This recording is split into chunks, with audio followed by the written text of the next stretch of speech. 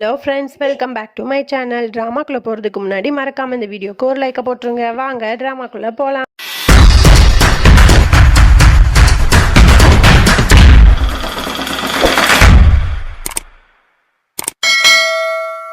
Starting சீனில் நம்ம ரதன் சிங் இந்தியாவையும் தான் காட்டுறாங்க. அவங்க ரெண்டு பேரும் ஹோலி ஃபங்க்ஷனுக்காக ரெடி ஆகி அந்த ஃபங்க்ஷன் நடக்கிற இடத்துக்கு வந்துடுறாங்க. குடும்பத்தில் இருக்க எல்லாருமே வந்து ஹாப்பியாக ஹோலி ஃபங்க்ஷன் நடக்க போகுது அப்படிங்கிற மாதிரி ஹாப்பியாக இருக்காங்க. அதுக்கப்புறம் ரதன் சிங் வந்துட்டு ஹோலி ஃபங்க்ஷனை வந்து ஸ்டார்ட் பண்ணி வைக்கிறான். அதுக்கப்புறம் எல்லாருமே வந்து மாறி மாறி கலர் பூசிக்கிட்டு எல்லாரும் ஹாப்பியாக வந்து என்ஜாய் பண்ணிட்டு இருக்காங்க. அதுக்கப்புறம் தியாவும் ரதன் சிங்கும் வந்து ஹோலி ஃபங்க்ஷன் நடக்கிறதெல்லாம் பார்த்து அப்படியே என்ஜாய் பண்ணிட்டு இருக்காங்க.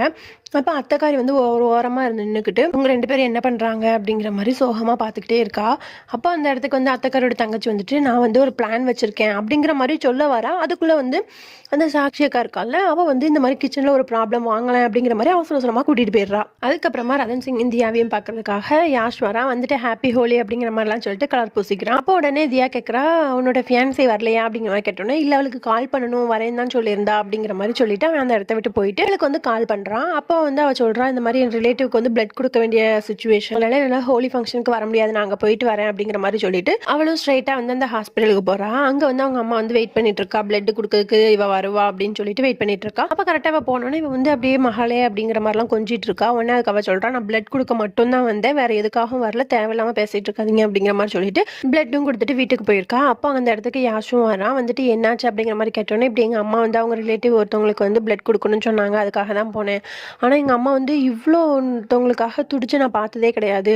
சின்ன வயசில் கூட எனக்கு வந்து ரொம்ப காய்ச்சல் வந்துச்சு. அப்போ நான் அம்மா கிட்ட கேட்டேன், எனக்கு இப்படி ஃபீவராக இருக்குது, நீங்கள் வாங்க அப்படிலாம் சொல்லி நான் ரொம்ப அழுது கேட்டேன். ஆனால் எங்கள் அம்மா வந்து மனசே இறங்கலை. அதனாலேயே எங்கள் அம்மாவை எனக்கு வந்து சுத்தமாக பிடிக்காது அப்படிங்கிற மாதிரிலாம் சொல்லி ரொம்பவே அழ ஆரம்பிச்சிடுறா. உன்னை யாஷ் வந்து ஹக் பண்ணி நான் இருக்கேன் உனக்காக அப்படிங்கிற மாதிரிலாம் சொல்லி அவளை வந்து சமாதானப்படுத்துகிறான். அதுக்கப்புறம் அப்படியே இந்த ஹோலி ஃபங்க்ஷன் நடக்கிற இடத்த தான் காட்டுறாங்க. அங்கே வந்து ரதன் சிங்கும் தியாவும் நிற்கிறாங்க. அப்போ ரதன் சிங் சொல்கிறான், இந்த மாதிரி நிறைய பேர் வந்துட்டே இருக்காங்க ஹோலி ஃபங்க்ஷனுக்கு, யாராவது என் மேலே தெரியாமல் கலரை பூசிட்டாங்கன்னா அது வேற பிரச்சனையாயிரும், எனக்கு கலர்ஸ்னாலே அலர்ஜி அப்படிங்கிற மாதிரி சொல்லிட்டு நான் வந்து அரண்மனைக்கு போகிறேன் அப்படின்னு சொல்கிறான். அவனு தியா வந்துட்டு, ஐயோ என் கையில் வந்து ஷால் வந்து மாட்டிக்கிச்சு, இதை கொஞ்சம் ஹெல்ப் பண்ண ரதன் சிங் எடுத்து விட அப்படிங்கிற மாதிரி சொல்லிட்டு இருக்கா. உடனே ரதன் சிங்கும் அதை எடுத்து விட்டுட்டு இருக்கான். அப்போ டக்குன்னு தியா கீழே குனிஞ்சு ஒரு பிளேட்ல ஃபுல்லாக கலர்ஸ் இருக்கும், அதை எடுத்து அப்படியே ரதன் சிங் மேலே வந்து எரிஞ்சிடுறா. ரதன் சிங்க்கு பயங்கரமா கோவம் வருது. உடனே தியாவை திட்டுறான், நான் தான் சொன்னல எனக்கு கலர்ஸ்னால் பிடிக்காது அப்படின்னு சொல்லிட்டு அவன் கத்திட்டு இருக்கான். அப்போ கரெக்டாக அத்தக்காரியோட தங்கச்சி வந்து 2 ஜூஸ் எடுத்து அவங்க 2 பேருக்கும் கொடுக்குறா. 2 பேர் குடிங்க குடிங்க அப்படிங்கிற மாதிரி சொன்னோன்னா அவனும் டென்ஷனில் இருக்கானா, டக்குனு அந்த ஜூஸ் வாங்கி குடிச்சிட்றான். அப்புறம் தியாவும் குடிச்சிட்றா. அதுக்கப்புறம் 2 பேருக்கும் செமையாக போதை ஆயிடுது. உடனே ஆட்டம் பாட்டம்னு சொல்லிட்டு ரொம்ப அமர்க்கலம் பண்ணிட்டு இருக்காங்க 2 பேரும். அதுக்கப்புறம் வந்து ஒரு மாட்டு வண்டி மாதிரி ஒரு வண்டி இருக்கு, அதுக்கு மேலே வந்து ரதன் சிங் ஏறிட்டு தியா வந்து என்னோட ஒய்ஃபே கிடையாது இனி அப்படிங்கிற மாதிரி சொல்லிட்டு இருக்கான்.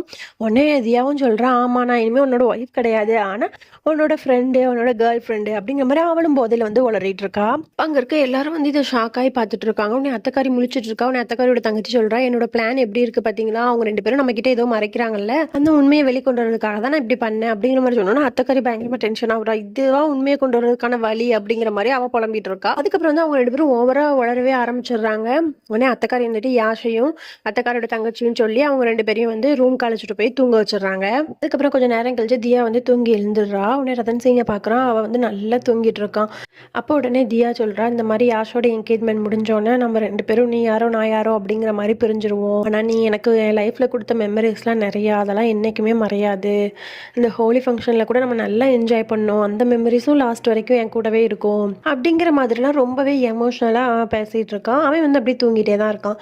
அதுக்கப்புறம் அந்த இடத்த விட்டு எழுந்திரிச்சு வெளியே வரா. அப்போ அத்தைக்காரி வந்துட்டு தியா நில்லு அப்படிங்கிற மாதிரி அந்த ரூமை விட்டு கொஞ்சம் வெளியே கூட்டிகிட்டு போய், நீ பேசின எல்லாத்தையுமே நான் கேட்டுட்டேன், என்ன நினைச்சிட்டு இருக்கீங்க 2 பேரும் எதுக்காக பிரியணும்னு முடிவெடுத்திருக்கீங்க அப்படிங்கிற மாதிரி அத்தைக்காரி கேட்ட உடனே தியா வந்து பயங்கரமா ஷாக் ஆயிடுறா. இவங்களுக்கு எப்படி இந்த விஷயம்லாம் தெரிஞ்சிச்சு அப்படிங்கிற மாதிரி. உடனே தியா சொல்றா, இல்ல நாங்க எவ்வளவோ வந்து எங்களோட ரிலேஷன்ஷிப்பை வந்து சரி பண்ண வந்து முயற்சி பண்ணோம், நான் 2 பேராலையுமே முடியல, ஏதாவது ஒரு பிரச்சனை ஏதாவது ஒரு சண்டை வந்துகிட்டே இருக்கு, நாங்க ரொம்ப டயர்ட் ஆயிட்டோம், அதனாலதான் அந்த முடிவை வந்து 2 பேரும் எடுத்தோம் அப்படிங்கிற மாதிரி சொன்னோன்னா அத்தைக்காரி பயங்கரமா திட்டுறா. நீங்க கோவா போயிருந்தப்போ அந்த உன்னோட எக்ஸோட அக்காக்காரிங்க வந்து உங்களை பத்தி அவ்வளோ தூரம் தப்பா பேசினா, அவங்க 2 பேர் ரிலேஷன்ஷிப்லாம் லாஸ்ட் வரைக்கும் போகாது, அதுவும் ஒரு மகாராஜா இப்படிலாம் பண்ண போறாரா அப்படிங்கிற மாதிரிலாம் ரொம்ப இலக்காரமாகவே பேசினா. நம்ம குடும்பத்துக்குன்னு ஒரு பாரம்பரியம் இருக்குது, அதை ஃபுல்லாக நீங்கள் கெடுத்துறாதீங்க அன்னைக்கு ஒன்று வந்து அந்த என்னோட எக்ஸ் வந்து தப்பாக பேசும்போது ரதன் சிங் வந்து அடித்தான். அந்த வலி வந்து இன்னுமுமே அவங்க 2 பேர் மனசுலேயே இருக்குது. அவங்க எந்த விஷயத்த வச்சு நம்மளை பழி வாங்கலான்னு யோசிச்சுட்டு இருக்காங்க. ஆனால் நீங்கள் 2 பேரும் என்னென்னா இப்படி பண்ணிட்டு இருக்கீங்க, இதெல்லாம் கொஞ்சம் கூட சரியே இல்லை அப்படிங்கிற மாதிரி அவர் ரொம்பவே கோவமாகவும் எமோஷனலாகவும் பேசிட்டு, இந்த மாதிரி நான் என்னோட பேச்சுக்கு நீ மரியாதை கொடுப்பியா கொடுக்க மாட்டியா, அவன் உன்னோட வயசில் சின்ன பையன், அவனுக்கு லைஃப்னா என்னன்னு இன்னும் புரியலை, ஆனால் நீ தான் அவனை வந்து உன்னோட லைஃபுக்கு ஏற்ற மாதிரி மாற்றி கொண்டு வரணும், இந்த திறமை உனக்கு இருக்குது, 12 வருஷமாக நீ வந்து அவனுக்காக எல்லாமே பண்ணல, அப்போ இதை உன்னால் பண்ண முடியாதா, கல்யாணம் பண்ணும்போது அந்த அக்னி சாட்சியாக நீங்கள் எல்லா ப்ராமிஸும் பண்ணிக்கிட்டீங்க தானே, அப்போ அந்த ப்ராமிஸையும் நீ நிறைவேற்றி தானே ஆகணும் அப்படிங்கிற மாதிரி நிறைய விஷயங்களை வந்து தியா கிட்ட சொன்னோன்னா தியா ரொம்ப கன்ஃபியூஸ் ஆகுறா. அதுக்கப்புறம் அத்தைக்காரி என்ன பண்ணிடுறா அப்படின்னா, என்னோட பேச்சுக்கு நீ மரியாதை கொடுத்து தான் ஆகணும் அப்படிங்கிற மாதிரி சொல்லிட்டு ரதன் சிங் கூட லாஸ்ட் வரைக்கும் இந்த மேரேஜ் லைஃப்பை கொண்டு போய் தான் ஆகணும் அப்படிங்கிற மாதிரி சொல்லிட்டு கடகடன்னு வந்து கையை பிடிச்சி கூட்டிட்டு வந்து ரதன் சிங் தலை மேலே தியாவோட கையை வச்சு இது சத்தியம், அதுவும் ரதன் சிங் மேலே சத்தியம் அப்படிங்கிற மாதிரி சொன்னோன்னே தியா வந்து அப்படியே ஷாக் ஆகி என்ன பண்ணுறதே தெரியாமல் ஒரு மாதிரி இருக்கா. அதுக்கப்புறம் அப்படியே நெக்ஸ்ட் டே ஆயிடுது. நம்ம ரதன் சிங்கும் முழிச்சிடுறான். அவன் முழிச்சு உட்காந்துருக்கும் போது டக்குன்னு வந்து தியா வந்து இந்த ரதன் சிங் காஃபி குடி அப்படிங்கிற மாதிரி வந்து கொடுக்குறா.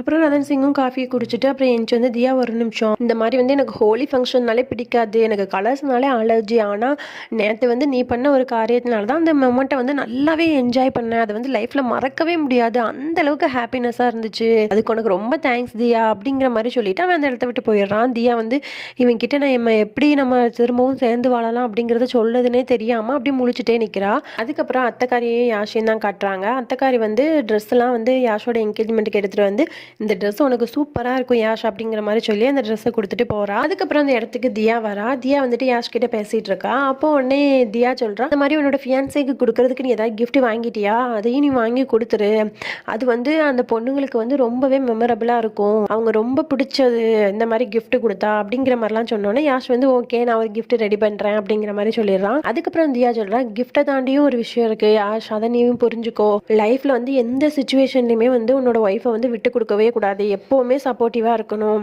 அந்த விஷயத்தை நீ என்றைக்குமே மறந்துடாத, நீங்கள் 2 பேரும் எப்பவுமே ஒற்றுமையாக இருக்கணும் அப்படிங்கிற மாதிரிலாம் சில அட்வைஸை சொல்கிறான். உடனே யாஷ் சொல்கிறான், ஓகே தியா நீயும் ரதன் சிங்கும் எப்படி இருக்கீங்க, ஒவ்வொருத்தருக்கு ஒருத்தர் சப்போர்ட்டா அந்த மாதிரி நாங்களும் இருப்போம் தியா அப்படிங்கிற மாதிரி சொல்லிட்டு அந்த இடத்த விட்டு யாஷ் போயிடுறான். அதுக்கப்புறமா யாஷ் வந்து அவனோட ஃபியான்ஸையை பார்க்க போயிடுறான். அவங்க 2 பேரும் பேசிகிட்டு இருக்காங்க. அப்போ யாஷ் என்ன பண்ணுறான் அப்படின்னா, தியா பேசியிருப்பாள் அதெல்லாம் ரெக்கார்ட் பண்ணி வச்சுருப்பான், அதை வந்து அவன் ஃபியான்ஸைக்கு போட்டு காட்டிட்டு 2 பேருமே ரொம்ப ஹாப்பியாக பேசிகிட்டு இருக்காங்க. அதுக்கப்புறம் யாஷ் வந்து 2 பேங்கிள்ஸ் எடுத்து அவளுக்கு வந்து கிஃப்ட் பண்ணுறான். உடனே அந்த ஃபியான்சிக்கு வந்து பயங்கரமான ஹாப்பி ஆயிடுது. அப்போ அந்த இடத்துக்கு அந்த ஃபியான்சியோட அப்பா வந்துட்டு இந்த மாதிரி உன்னோட என்கேஜ்மெண்ட் வந்து நடக்க போகுது, உன்னோட அம்மா உனக்கு கூப்பிடணும்னு ஆசையாக இருந்தால் கூப்பிடு அப்படிங்கிற மாதிரி அவர் அப்பா சொல்கிறாரு. உடனே அந்த பொண்ணு சொல்கிறான், எனக்கு அவங்க வர்றது சுத்தமாக பிடிக்கவே இல்லை, அவங்கள கூப்பிடவே வேண்டாம், எனக்கு அம்மா அப்பா எல்லாமே நீங்கள் தான்ப்பா அப்படிங்கிற மாதிரி சொல்லி அங்கே வந்து பேசிகிட்டு இருக்காங்க. அதுக்கப்புறம் அப்படியே நம்ம தியாவை தான் காட்டுறாங்க. அவள் வந்து என்கேஜ்மெண்ட்டுக்காக ரெடி ஆகிறதுக்காக கண்ணாடி முன்னாடி உட்காந்துருக்கா. அப்போ வந்து அவளுக்கு வந்து தோணுது, இந்த பக்கம் அத்தைக்காரி நின்றுட்டு உனக்கு வந்து இந்த குடும்பத்தோட பாரம்பரியம் எல்லாம் தான் முக்கியம், எனக்கு நீ ரெஸ்பெக்ட் கொடுத்தனா ரதன் சிங்கோட சேர்ந்து வாழு அப்படிங்கிற மாதிரி சொல்கிற மாதிரி தோணுது. அதே மாதிரி இன்னொரு சைட்ல இருந்து தியா, இனிமேல் நம்ம சேர்ந்து வாழவே முடியாது, நம்ம 2 பேருமே ஃப்ரீயாக ஆகணும்னா 2 பேரும் பிரியணும் அப்படிங்கிற மாதிரி சொல்கிற மாதிரி ரதன் சிங் சொல்கிற மாதிரி அவளுக்கு வந்து தோணுது.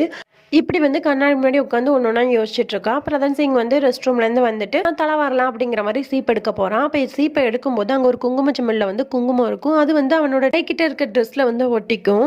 அதுக்கப்புறம் வந்து சீப்பை வச்சு தலைவாரிட்டு அந்த சீப்பை வைக்கலான்னு போகும்போது அவன் கைக்குள்ளே மாட்டிருந்துச்சுல குங்குமம், அது வந்து அப்படியே கரெக்டாக போய் தியாவோட நெத்தியில் வந்து விழுந்துருது. இதை வந்து தியா பார்த்துட்டு அப்படியே ஷாக் ஆகி உட்காந்துருக்கா. ஓகே ஃப்ரெண்ட்ஸ், இதோட நம்ம இந்த பாட்டை முடிச்சுக்கலாம், நாளைக்கு பார்க்கலாம், பாய்.